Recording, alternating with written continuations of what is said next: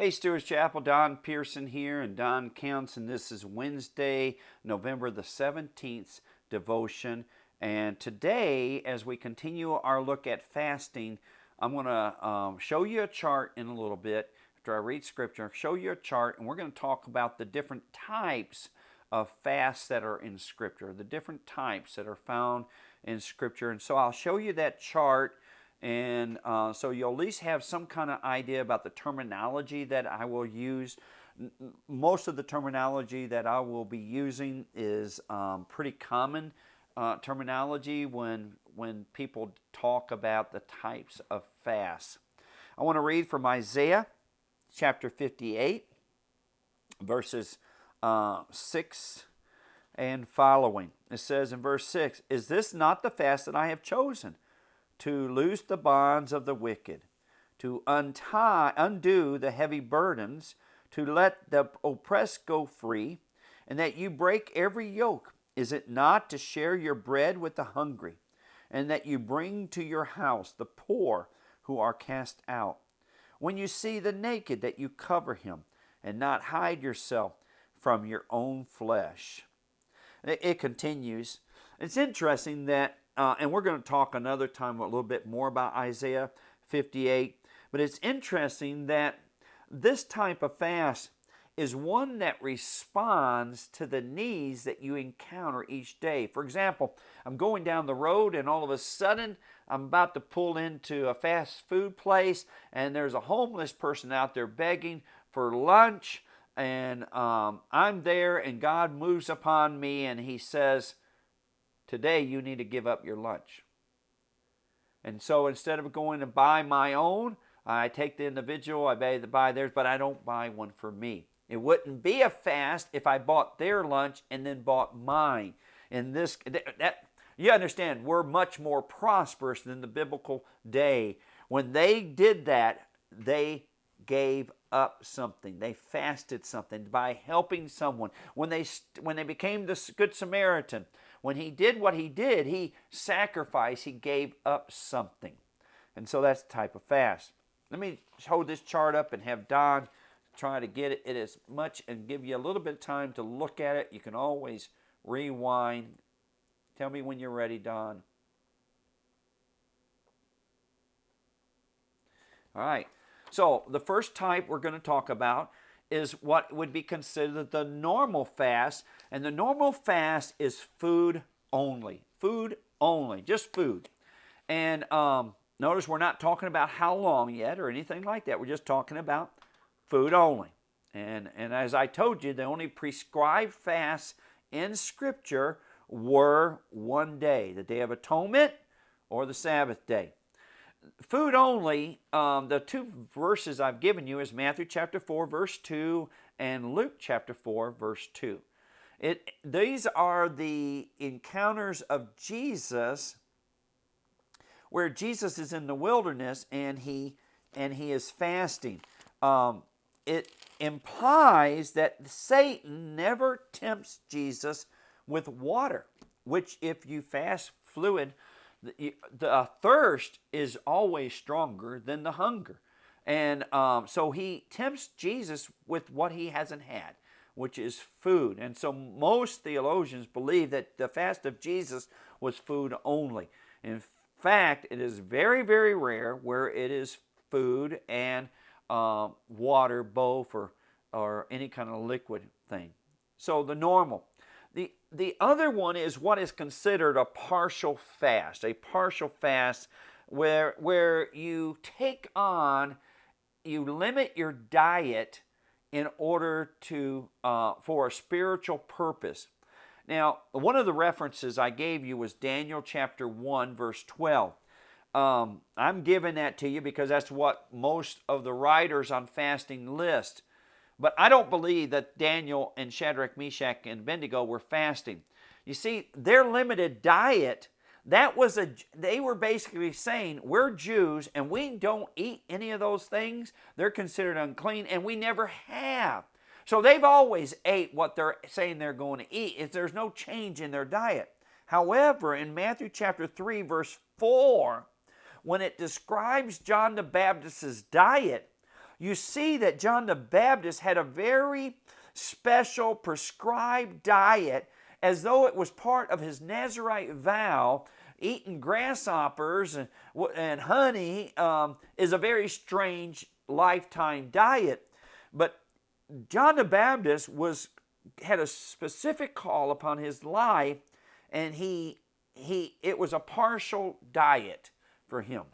I would say the same thing for Samson as well, seeing how he wasn't able to touch anything of the vine. So there's the normal, which is food only, the partial, which would be a limited diet, and then there's the absolute. The absolute fast is where food and liquid are withheld from you. There's several of them, by the way, and they're absolute. And so usually when you hear about an absolute fast, you hear about the next one we're going to talk about, and that's the supernatural. Because in most cases, the absolute and the supernatural, they generally include both food and liquids. In Ezra chapter 10, verse 6, it talks about how Ezra called for a time of fasting, and it does specifically say that there was absolute no food or liquid. In Acts chapter 9, verse 9, when it talks about Paul not having anything to eat during those 3 days, it says he had nothing to eat or drink for those 3 days. But it does say that when God comes to Ananias, God says to him, hey, and by the way, he's been praying. So during those 3 days without food and water, he's been praying, he's been fasting, but it is one of food and liquid. Those are rare, okay? Rare in Scripture. Supernatural, so we have the normal, partial, absolute, and then the supernatural. The supernatural is nothing for an extended period of time, a long period of time. It's more than 1 day, it's more than 2 days, it's more than 3 days. It's an extended period of time where nothing goes in. Nothing. Everything is withheld, food and liquid. In Deuteronomy chapter 9, 1 Kings 19:8, where it talks about Elijah's 40 days period of prayer and fasting was without food and water. Those are very, very rare in Scripture. The problem is that when most people think about fasting in the biblical, they generally think of the supernatural and the absolute, which are not the norm when it comes to fasting in Scripture. Another type is a private or personal fasting. Now here's the other problem. Most Baptists think that all fasting is private based on what we read yesterday in Matthew chapter 6. But you're going to find out that that is not the norm in Scripture. In fact, listen to me. When a fast is written down in here about somebody, guess what? It no longer becomes private. The moment it's written down, that fasting becomes public information. There is no private fast in Scripture. They're all given and told to others. Why?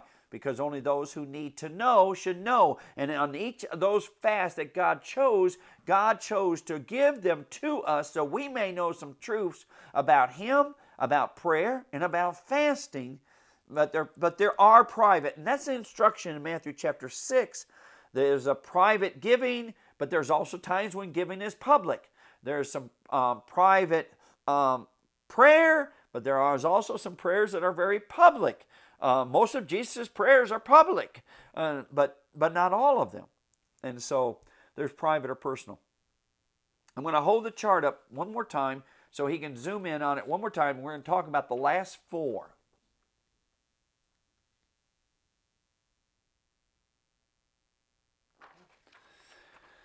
So remember, we went from private, personal, and I told you that most of the examples in Scripture were not private or personal. You see, the next one is congregational or corporate, where there's a large group of people that are called to pray pray and fast. In Joel chapter 2, verses 15 and 16, the whole nation was called to a period of prayer and fasting. It was a congregational corporate prayer. In Acts chapter 13, verse 2, the church, a particular church, is recorded to have spent some time praying and fasting, and so those were congregational. In church history, most of the recorded fasts are congregational or corporate ones. The other type is also congregational corporate, but it takes it to the next level, and that would be national. That would be like when Abraham Lincoln called our nation to prayer and fasting, or when Joel in chapter 2 calls God's people to a national period of prayer and fasting. There's so many of those in the Old Testament, by the way. In 2 Chronicles chapter 20, verse 3, Nehemiah chapter 9, verse 1, Esther chapter 4, verse 16, the whole nation was called to a prayer and fasting. The odds are that those periods of prayer and fasting definitely included food. May or may not included liquid, but they definitely included food, probably included sex, most likely included sleep. There's two others, and that is the regular or prescribed fast. And those are Leviticus 16, verse 29 to 31, and Zechariah 8:19. And there's others. The regular or prescribed fasts, there are two types in the Bible: the Sabbath and the Day of Atonement. The Sabbath and Day of Atonement. In other words, where God set the time. And they were regular, just like clockwork. You knew on the Sabbath was coming, was to be devoted to the Lord, a period of time of just seeking Him through fasting, and primarily it was the stop of your normal routines. The other type, and this is the last, is occasional or situational. In Matthew chapter 9, verse 15, and other places, that's usually what we find, where a situation arises in our life that requires or calls us to a period of seeking the Lord through prayer and fasting. Are you in the midst of a situation in your life where God is waiting for you to seek His face through prayer and fasting? Love you, Stuart Chapel.